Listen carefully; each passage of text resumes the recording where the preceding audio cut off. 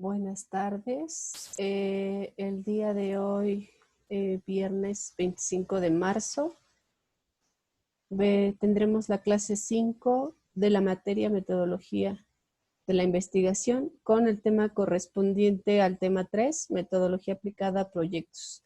Vamos a dar un par de minutitos. Esperemos que alguien se conecte a la clase.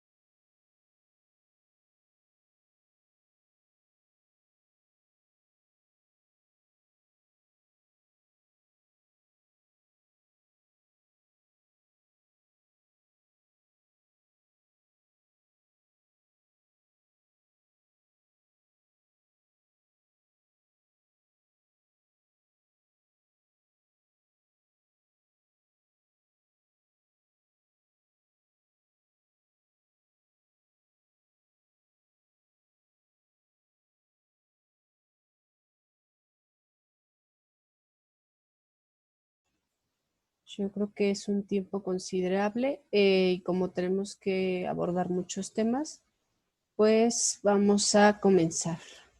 Voy a compartirles pantalla para que vayamos revisando los temas, ¿sale?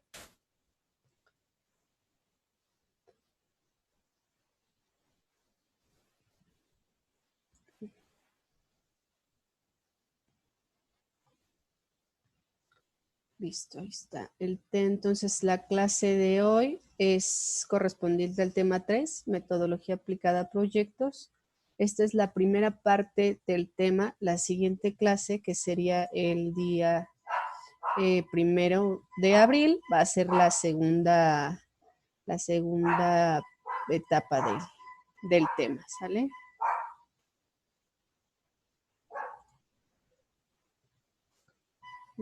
Entonces, vamos a poner aquí en modo presentación. Néstor, bueno, en la plataforma está el texto base con el que íbamos a trabajar hoy, que es el de Néstor García Canclini. Es conocido como uno de los intelectuales latinoamericanos, digamos, más rigurosos y comprometidos con el análisis de los medios de comunicación. Actualmente, o bueno, recientemente se ha desempeñado como director del programa de estudios sobre cultura urbana del Departamento de Antropología de la Universidad Nacional, de la Universidad Autónoma Metropolitana, perdón. Antes que pasemos a la siguiente, me gustaría compartirles un video para que nos hagamos una idea de más o menos quién es Néstor García Canclini, ¿no? Porque pues el texto trata sobre la elección del marco teórico, pero es importante que cuando leamos un autor, pues nos demos a la tarea de investigar un poco quiénes son, ¿no? Qué hacen y cuál es su trabajo. Entonces, ay, es que no le puse el audio. Entonces, compartir sonido. Y listo. La tecnología puede dar visiones cualitativas, más pormenorizadas, de las interacciones personales que ocurren, y no solo los grandes estudios comunicacionales que suelen dedicarse a cuantificar el aumento de televisores, de celulares, la visita a las redes, lo que se comunica en las redes, cuáles son los temas trending topics en las agendas. De acuerdo con un informe reciente de la Comisión Económica para América Latina, CEPAL, actualmente se vive en la región una revolución digital. Durante los últimos 5 años, el uso de Internet de los habitantes de América Latina y el Caribe ha observado importantes avances en el acceso al servicio. Sin embargo, en muchas zonas de la región sigue habiendo desigualdad en el número de personas que pueden acceder al mismo, lo que acrecienta la brecha digital. Sin duda es significativo que en pocos años se haya duplicado el número de poseedores de dispositivos electrónicos, computadoras, móviles. Pero también es significativo todos los que no los poseen. O sea, tenemos un 44% de la población conectada, pero ¿qué sucede con el 56% que no lo está? Genera muchas preguntas esta sorprendente reorganización de las comunicaciones, y también preguntas que no suelen estar respondidas en las encuestas, que es ¿a qué se conectan y con qué fines? ¿Qué tipo de interacción se busca a través de las conexiones digitales? ¿Qué información se obtiene? Y al mismo tiempo, esa comunicación más ágil se hace con mucha opacidad o corresponde a estructuras comunicativas que no sabemos bien cómo funcionan. Sabemos que los datos que damos cuando consultamos la pantalla son vendidos por las empresas a bancos, otras empresas que quieren vendernos algo, y por eso recibimos tanta basura, tanta información no deseada. Cada vez que recibo una invitación para un congreso en el extranjero, inmediatamente me llegan ofrecimientos de agencias turísticas para que visite lugares cercanos, o sea que espiaron la invitación que me llegó. Entonces estamos sometidos a este régimen ambivalente, ambiguo, en que obtenemos mucha más información que puede ser de más calidad, y a la vez es un régimen de vigilancia. Néstor García Canclini nació en Argentina en 1939, pero desde 1976 vive en México y forma parte de la gran comunidad de nacidos en el país sudamericano que emigraron a causa del exilio provocado por la dictadura. Es profesor investigador en el Departamento de Antropología Social de la UAM Iztapalapa. También ha sido profesor de las universidades de Austin, Duke, Stanford, Barcelona, Buenos Aires y Sao Paulo. En septiembre de 2001, la UAM le confirió el grado de profesor distinguido como reconocimiento a su trayectoria académica. Las investigaciones que ha realizado sobre antropología social y estudios comunicacionales son indispensables para las ciencias sociales y para el estudio de la realidad cultural de América Latina.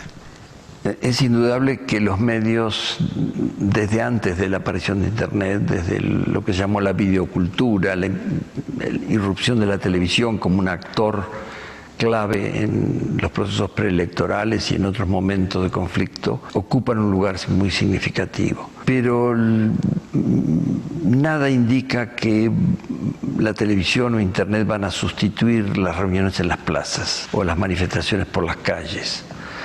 Lo que vemos en México es que es tan importante lo que escuchamos en televisión o leemos en los blogs, en los tweets, en Facebook, como marchas por reforma, como la experiencia presencial de compartir con otros las demandas que no han sido atendidas. Reunirse en Zócalo va a seguir siendo muy importante. La digitalización y mundialización de los contenidos culturales ha abierto nuevas posibilidades de comunicarnos y también de acceder a una diversidad que no ofrecen las salas de cine u otros bienes que han sido capturados por empresas casi siempre de origen estadounidense y que ofrecen un repertorio mucho más pequeño. En 2016, el Semanario de la UAM cumple 40 años de ser el órgano informativo en torno al cual se afirma la identidad universitaria. Durante ese tiempo, en sus páginas se ha informado y se ha dado seguimiento sobre las actividades y el conocimiento que se generan en las unidades de esta casa de estudios. En un momento de efervescencia digital, en el que se observa una transformación acelerada en el consumo de productos comunicacionales, ¿cuál es la importancia de los medios universitarios y hacia dónde deben ir? Creo que estamos entrando en una etapa muy distinta.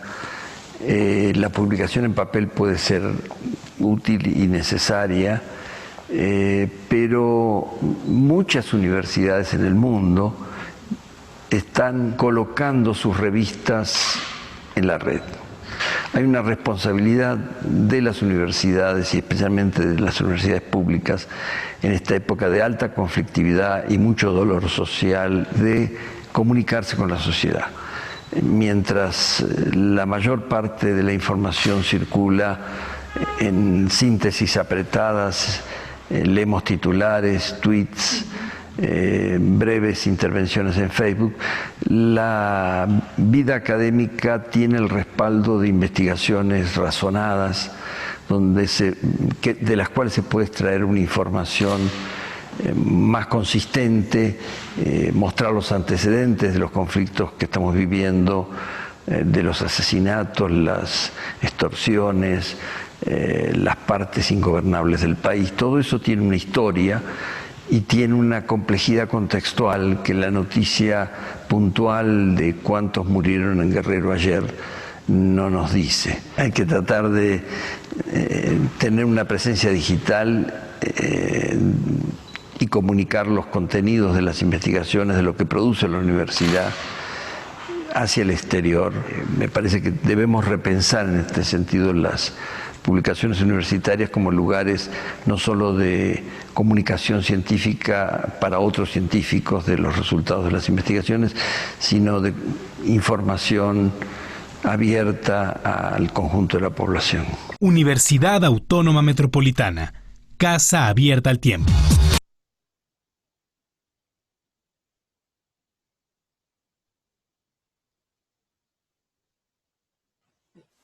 Como pudimos ver, el doctor, pues bueno, nos da una perspectiva muchísimo más, digamos, amplia, ¿no? De no solo de lo que es la investigación en una sociedad como la que vivimos actualmente, ¿no? Sino también nos da una idea de qué cosas tenemos que ver y más allá de qué, ¿no? Entonces, bueno, pues como pudieron ver en el video, ahí estaba el librito que les compartí. En el texto realmente se plantean muchos puntos, pero yo extraje ese capítulo porque nos habla al menos de dos cosas, ¿no? La descripción de la sociedad y la importancia del pensamiento social desde la descripción de la sociedad, ¿no? Por ejemplo, pensemos en el papel de la cultura en un eventual escenario de post-conflicto o en este caso, pues, de conflicto, ¿no? También nos ayuda a compartir ciertas incertidumbres, ¿no? O sea, el pensamiento de la investigación, ¿no? O metodológico, no solo social, sino en general, se trata de compartir incertidumbres y no vender saberes consolidados. Eso es lo que nos dice Canclini, ¿no? Entonces, pues claro, él lo habla desde un lenguaje muchísimo más social, ¿no? De esta corriente de la teoría social clásica, Marx, Weber y Durkheim. También lo hace desde Bourdieu, y pues yo creo que está bien, pero hay que tener presente siempre que el autor aborda temas cruciales de la cultura contemporánea, ¿no? Como en este caso que ya vimos en el libro, pues bueno, en el video, pues de la era digital, ¿no? pero también pensemos, ¿no?, en el consumo de libros electrónicos. Y como él bien dice, ¿no?, dejar atrás los medios impresos, que pues claro, implica un dilema también que afronta los diversos medios de comunicación, ¿no? En este mismo sentido, pues también el autor hace un llamado a los investigadores y también a los alumnos, ¿no?, a las instituciones educativas o a los organismos culturales para que presten mayor atención a esos cambios, ¿no?, a esos cambios de la cultura contemporánea a la hora de construir sus planes curriculares o sus encuestas o sus materiales didácticos, ¿no? Otra de las cosas que también plantea en el pensamiento social es esta especie como de cultura en red, le llama, ¿no?, que es uno de los ejes centrales del libro, en tanto que se puede examinar, por ejemplo, pues la forma en que se han creado estas hegemonías virtuales y las formas alternas que son usadas como este software libre, ¿no? El mismo García Canclini nos dice que este tipo de cosas nos va a servir para ilustrar que la sociedad es un laberinto constante de estrategias y que se está actualizando y cambiando todo el tiempo, ¿no? Pero pensemos, por ejemplo, ¿qué significa habitar en un mundo interconectado? O sea, que estamos, incluso hasta hay un término, creo que se llama hiperconectividad, ¿no? Que estamos en un mundo interconectado digitalmente y nosotros estamos conectados todo el tiempo. O sea, creo que solo dejamos de estar conectados cuando nos vamos a dormir y ponemos el teléfono en modo avión, o hay quienes no lo hacen, ¿no? Tampoco. Entonces, bueno, pensemos qué significa habitar en un mundo así, ¿no?, donde cada vez es más difícil salir de eso. Yo creo que es una de las preguntas centrales del texto y que se amplía para todas las ciencias, no solo para las sociales, ¿no?, sino también para las humanas o para las ciencias que aportan, digamos, desde el ámbito privado, ¿no? Porque pues al final estamos todos viviendo en una sociedad. Entonces, en torno a esta ruptura espacial que se intenta hacer todo el tiempo, ¿no?, pues él lo que nos pregunta es, que más bien lo que nos fomenta preguntarnos, ¿no?, es si es posible encontrar encontrar y estudiar los distintos aspectos de la vida social, ¿no? Esto lo pienso también porque creo que va muy bien con los temas que estuvimos planteando hace como 2 semanas. Wendy y Juan Pablo planteaban algo así, ¿no? Entonces, pensemos también en la forma de interacción de los jóvenes con los demás, ¿no?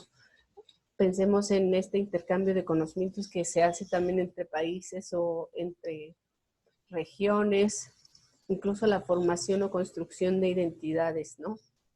Entonces, él nos dice pues que todo está cambiando hasta nuestra propia condición, ¿no? O sea, gente que nace en un país como su mismo caso y pues que tuvo que venirse a México a hacer su carrera profesional, ¿no? Entonces, pues bueno, el mundo entero como un lugar extraño, pues es un libro, a mí me gusta mucho, me resulta fascinante poder leer a alguien que además es capaz de interpretar cómo tú podrías estar leyendo ese mismo texto, ¿no? O sea, como casi que te va resolviendo las preguntas que tú te vas planteando. Entonces, esta múltiple producción analítica, digamos, pues es conceptual y él la va desarrollando, ¿no? También nos habla de categorías narrativas convencionales, no solo en la ciencia o en la metodología de la investigación o en las ciencias sociales o en las humanidades, ¿no?, sino en general. O sea, son categorías narrativas que nos expanden la mirada hacia procesos, él lo llama procesos socioespaciales, pero han pasado desapercibidos en los análisis pues, de las ciencias humanas o en sus páginas que se encuentran, digamos, plasmados en estos libros que son casi como las Biblias de los conocimientos de la vida académica, ¿no? Yo siempre he creído que es importante, sí, tener una teoría base, pero también estar actualizándose, ¿no?, sobre el tema, estar revisando cosas nuevas, lo que se ha hecho sobre ese tema. Entonces, pues, eso nos va a ayudar también a construirnos una especie de radiografía de la academia, de la metodología, de la investigación, pero desde el interior, ¿no? En una especie de apuesta para seguir, pues sí, para seguir cultivando una semilla que en este caso pues va a ser nuestro proyecto de investigación o lo que nosotros queremos proponer, ¿no? Otra de las consideraciones que él deja sobre la mesa es la importancia de elegir el marco teórico propiamente, ¿no? Entonces, él nos plantea pues preguntas como ¿para qué sirven las teorías, no? Él lo pone así porque a veces nos preguntamos pocas veces cuál es el propósito, ¿no? No es que no tengan un propósito específico o que no sean importantes. Pero sí lo es en tanto que nos va a ayudar a,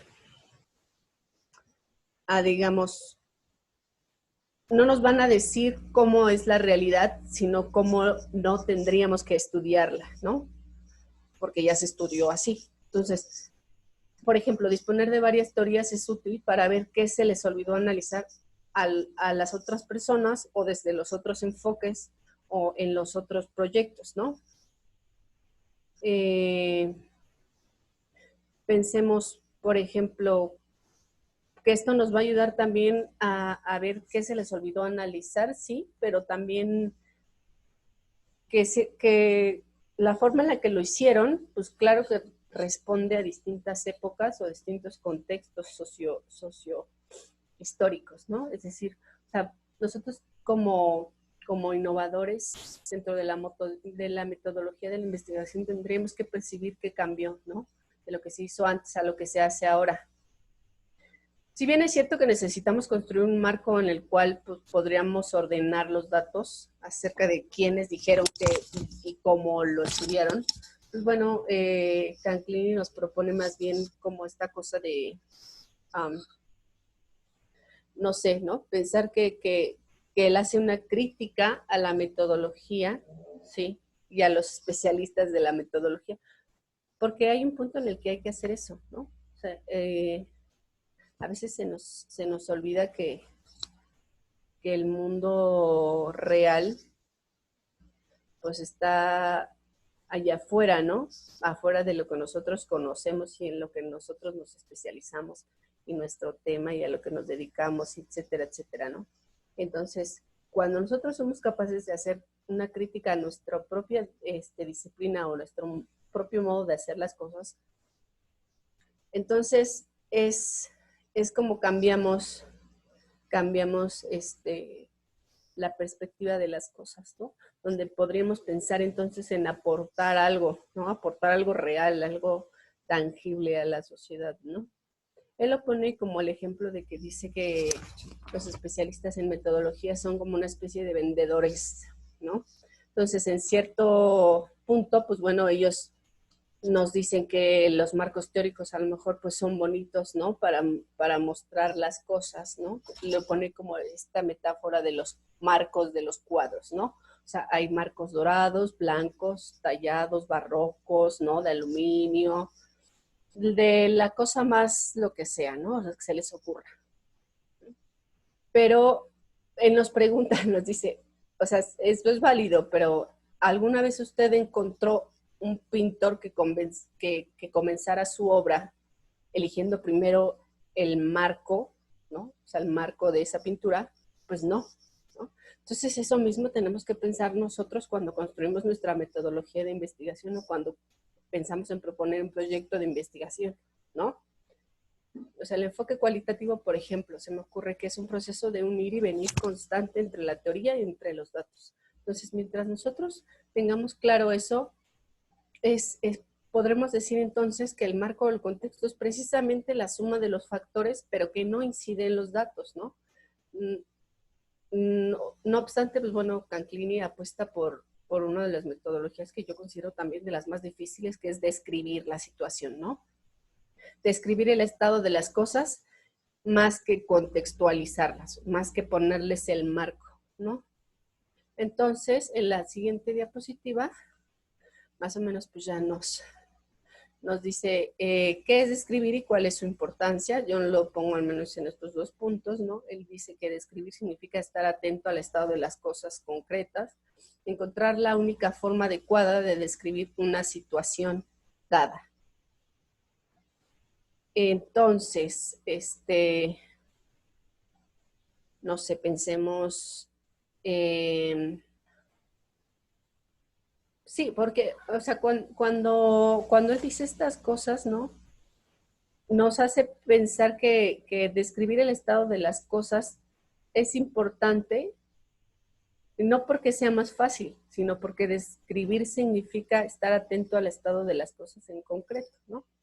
Encontrar la forma adecuada de describir esa situación, pues es todavía más difícil, porque pues lo que puede ser para mí correcto, para los demás ¿no? O ellos lo podrían hacer de otra forma. Entonces, pensemos que a diferencia de las teorías que se construyen también dentro de instituciones académicas, o instituciones universitarias o instituciones educativas, pues bueno, a diferencia de estas teorías, lo productivo de la descripción es que se puede modificar, ¿no? O sea, que lo que yo describí, alguien lo va a poder describir diferente en otro momento, ¿no? También es importante tener presente que existen varias opiniones o varios puntos de vista de un mismo objeto de estudio, como cuando, no sé, rodeamos una estatua o vemos un paisaje desde abajo, ¿no? O desde los árboles o desde el techo, desde una esquina, o sea, eso es en general lo que podría resumirse como la metodología de la investigación, ¿no? No se trata de encontrar el hilo negro, sino de abordar los temas desde diferentes puntos de vista. Entonces, también me gusta cuando Piel dice que la tarea es sumar descripciones para llegar a una buena explicación del conjunto de perspectivas que existen del fenómeno que se analiza. Y es cierto, ¿no? Porque, pues, al final, nosotros lo que vamos a hacer es sumar nuestro granito de arena, ¿no? Nuestras descripciones o nuestra metodología para llegar a una buena explicación de ese conjunto de perspectivas que existen o que ya se han hecho del fenómeno que se analiza, ¿no? Esta cosa conocida como estado del conocimiento o marco teórico. Entonces, por ejemplo, pensemos que la tesis o el proyecto de investigación o el trabajo final, como cualquier otro proyecto de investigación, pues debe proponer distintas cosas, ¿no? Debe proponer a lo mejor descripciones o debates, digamos, densos sobre los temas, ¿no? O enfoques o miradas que no repitan lo que ya se sabe. Esa es otra de las cosas que también se critica mucho en la metodología cualitativa, ¿no? O en los estudios sociales o humanistas. Entonces, pues luego nos preguntamos por qué a lo mejor a la innovación, a la tecnología, se le invierte muchísimo más dinero. Pues bueno, ¿no? Habrá que cuestionarnos por qué a veces nos enfocamos más en hacerlo como lo hizo el otro que en buscar una nueva forma, ¿no? De abordarlo y proponer una cosa, digamos, innovadora. Entonces, Canclini nos propone aspirar a construir esta cosa llamada saberes que desmonten la llamada simulación, ¿no? Esta simulación de la investigación, que pues perjudica desde luego a la gente, porque la idea principal de la investigación pues es esta cosa que responde a la sociedad, ¿no? O sea, que beneficia a la gente, pero pues cuando lejos de beneficiarla la somete, pues bueno, se experimentan, digamos, ciertos cambios que no aportan, ¿no? Entonces, pensemos que a lo mejor al desmontarle esta simulación, podríamos experimentar entonces nuevas formas de comprender ese fenómeno, de comprender esa realidad en la que vivimos y de cómo nos relacionamos con los otros, ¿no? Y no estoy diciendo que se trate de enseñar a las personas a sospechar o a estar pensando mal todo el tiempo, sino de acercarnos a ver cómo se las arreglan los demás, ¿no? Las otras personas, las personas de a pie, las personas comunes, para armar esta especie de saberes dentro de la disciplina, ¿no? Yo con mi método de investigación, para poder armar saberes que se escapen a lo que Canclini llama las maquinarias, ¿no? Entonces se tratará entonces de ponerle datos a los fenómenos y exhibirlos, porque pues tampoco, acuérdense que habíamos quedado que no se trataba solo de sacarnos el tema de la manga, sino ya pensarlo lo suficientemente bien como para ser capaces de ponerle datos a esos fenómenos, analizarlos y exhibirlos, ¿no? Él le llama exhibirlos, pero bueno, pensemos que es más una cosa como de pensar en cuáles son esos beneficios, ¿no? Que se obtiene de estudiar esos temas, ¿no? Entonces, pues bueno, se supone que para esta clase íbamos a debatir un poco sobre eso y después íbamos a pasar al desarrollo de la perspectiva teórica, ¿no? O sea, esto como para comparar un poco cómo Canclini nos dice que se podría construir el marco teórico y cómo un experto de la metodología como Sampieri nos dice que se podría construir el marco teórico, ¿no? Entonces, pues tampoco es tan complicado, pero no sé, aquí está el cuadrito, entonces vamos a poder ver a grandes rasgos. Ojalá que la siguiente clase lo abordemos mejor, ¿no? Pero el desarrollo de la perspectiva teórica, pues bueno, está estas etapas de construcción del marco teórico, desarrollo de la perspectiva teórica y la revisión de la literatura, ¿no? Esto que dice Canclini del marco. Entonces, no sé, yo lo pensaría a lo mejor, o sea, ya como Sampieri, un poco aterrizándolo para que ustedes también lo hagan en su casa, ¿no? Con el proyecto. Que se deben considerar, al menos, o sea, este cuadro se los va a ampliar, pero al menos consideren los siguientes puntos. No sé, revisar la literatura que existe al respecto, es algo que les he insistido mucho, ya les enseñé cómo hacerlo, pero ojalá que en la siguiente clase se puedan conectar y lo podamos hacer cada uno con los ejercicios y con los temas que ya eligieron, ¿no? Otro punto podría ser detectar cuál es la literatura que es pertinente para el tema, ¿no? Obtenerla, es decir, buscarla en archivos, en internet, en bibliotecas, o acercándose a que le llaman las fuentes primarias, ¿no? Consultar la literatura, sí, también, y extraer y recopilar la información de interés, porque al final pues nos vamos a meter en un océano de información y nosotros tenemos que ser capaces de elegir qué cosas nos van a funcionar o van a intentar responder un poco más. Y ojo siempre, no se trata de elegir primero el marco de nuestra pintura y luego hacer la pintura, no, sino ser capaces de abstraer la información y recopilarla, ¿no? Para así construir esta cosa llamada marco teórico. ¿Por qué? Pues porque el señor Canclini ya es un académico, ¿no? De estos prestigiados y tal, pero para llegar a ese punto, pues tuvo que construir muchos marcos teóricos y tuvo que construir muchos proyectos de investigación, ¿no?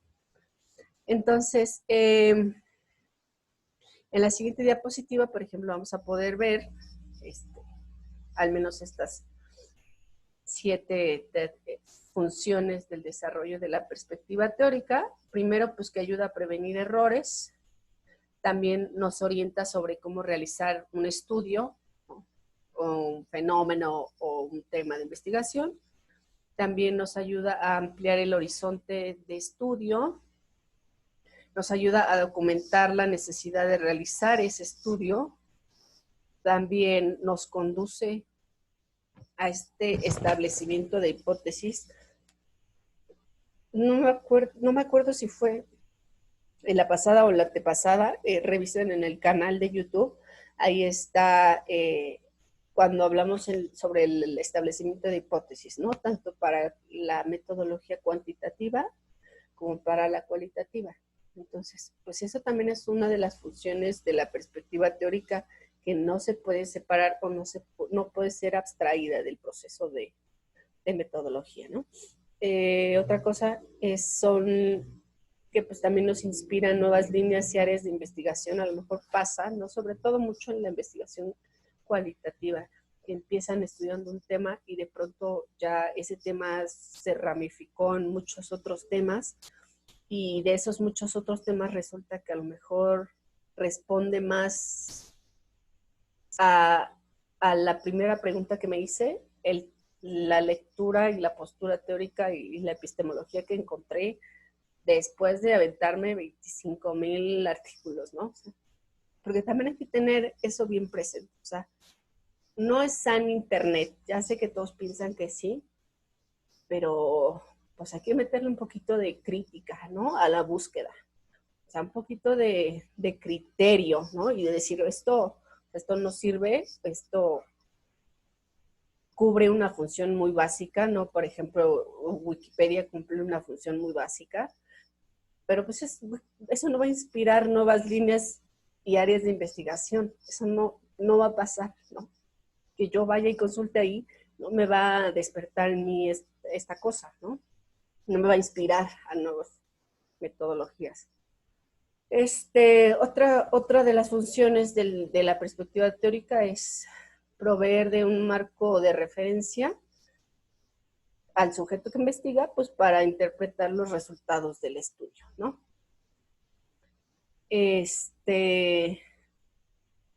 Pienso a lo mejor en, no sé, en que si el desarrollo de la perspectiva teórica, no sé, es un proceso más no un producto, ¿no? Por eso puse este esquema aquí, porque es un proceso en tanto que es una inmersión del conocimiento que ya tenemos del tema, y nos vamos a meter a este océano enorme de información que está disponible y que puede también estar vinculada con nuestro planteamiento del problema, ¿no? O sea, un producto, un marco teórico, y que a su vez, pues esto también es producto de algo muchísimo mayor, ¿no? Que es pues la investigación en sí, el reporte de investigación. Entonces, una vez planteado el problema de estudio y una vez que tenemos claras las funciones del desarrollo de la perspectiva teórica, entonces, pues bueno, ya es posible pensar en cosas como los objetivos y las preguntas de investigación, ¿no? Ese es otro tema que también les he insistido mucho, porque no se trata solo de sacarme los temas de la manga y tampoco de copiársela a fulanito o a sutanito, porque así como hay un montón de cosas de donde yo puedo sacar información de internet, copiarla y pegarla en un Word y decir que yo lo hice, bueno, pues también hay un montón de herramientas para que yo pueda detectar el plagio, y el plagio es un delito. Entonces no hagamos cosas nada más porque tenemos acceso y porque se nos hace fácil, ¿no? Siempre respetemos que esa persona antes invirtió su tiempo para hacer esa investigación porque quiere que nosotros la nombremos, que le demos ese criterio, que le demos ese reconocimiento, ¿no? Y que nosotros, al haber leído o consultado ese trabajo, pues seamos capaces de decir, ok, eso me orienta más o menos hacia dónde debería yo hacerlo, y a lo mejor podría cambiar la hipótesis y cambiar la variable y cambiar la metodología y a ver qué sale, ¿no? Eso también es válido. Entonces, cuando nosotros ya podamos construir estos objetivos y estas preguntas de investigación, pues bueno, vamos a poder ir evaluando su relevancia, lo factible que pueden ser, ¿no? Entonces, el siguiente paso pues va a consistir en sustentar teóricamente ese estudio, ¿no? Lo que Sampieri denominó el desarrollo de la perspectiva teórica, que no es otra cosa que exponer o analizar las teorías, las conceptualizaciones, las epistemologías, los conocimientos o las investigaciones previas y antecedentes generales que se han considerado válidos para el correcto encuadre del estudio, ¿no? Y pensemos válidos en términos de qué, pues válidos metodológicamente y válidos socialmente, ¿no? Porque están publicados, porque ya hay gente que lo ha replicado de diferente manera, porque hay un renombre atrás, ¿no? Entonces, también es importante aclarar que el marco teórico no es igual a la teoría. No se trata de, ¿qué teoría existe al respecto sobre? No, o sea, sí, pero no tanto, ¿no? Sino que el marco teórico nos deja claro que no todos los estudios que incluyen un marco teórico tienen que fundamentarse en una teoría, ¿no? Volvemos a la metáfora que pone Canclini, o sea, no vas a comprar primero el marco y luego vas a pintar tu obra, ¿no? No es así. Entonces, hay quienes lo hacen así. Y pues yo tendría mis dudas acerca de qué tan bien quedó eso y qué tan respetable, ¿no? Es. Entonces, de manera que la perspectiva teórica, pues bueno, nos va a proporcionar una visión de dónde se sitúa el planteamiento propuesto dentro del propio campo de conocimiento de nuestro interés, ¿no? Volvemos al tema de Juan Pablo o al de Wendy, ¿no? Yo lo ubico más como de la sociología o de las ciencias sociales. Entonces, pues bueno, ellos van a tener que ser capaces de visualizar dónde se sitúa su planteamiento dentro de ese campo enorme de conocimiento, ¿no? Para enseñarles y sobre todo para que aprendan que lo que ya se hizo está bien, ¿no? Y nos va a proporcionar nuevas ideas o nuevas perspectivas, pero no se trata de replicarlo, de copiarlo y de pegarlo. Se trata de ser críticos con lo que leemos, extraer las ideas principales, abstraerlas y pensar qué posibilidades existen, ¿no?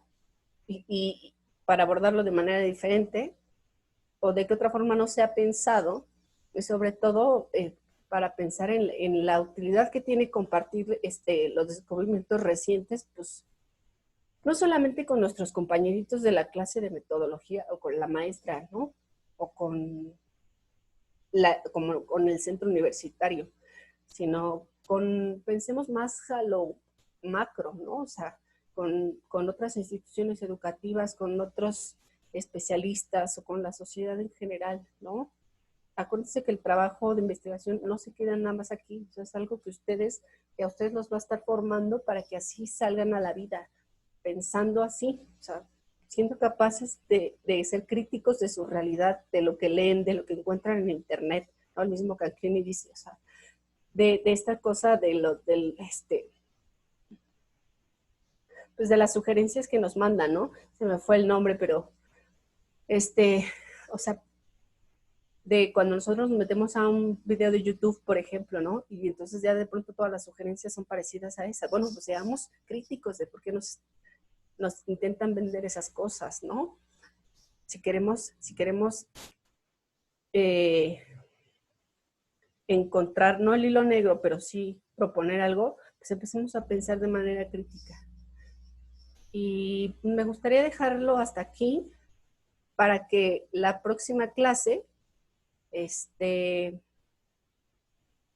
pues ya lo abordemos con los ejemplos, ¿no? Con los ejemplos que ya habíamos medio trabajado. Entonces, ojalá que tengan la oportunidad de meterse al canal de YouTube, revisar los videos de la clase pasada, de esta, y la que sigue, que sería, acuérdense que el 1 de abril, pues ya veríamos a detalle, o analizaremos en conjunto, y vamos a ya ir cerrando la materia, ¿no? Entonces, por mi parte sería todo. Cualquier duda, pregunta o comentario me pueden escribir al WhatsApp. Ya saben que pues también soy ahí estoy disponible para ustedes, ¿sale? Entonces nos vemos la próxima clase. Consulten los videos, consulten los materiales en plataforma. Nos vemos la próxima semana. Hasta luego.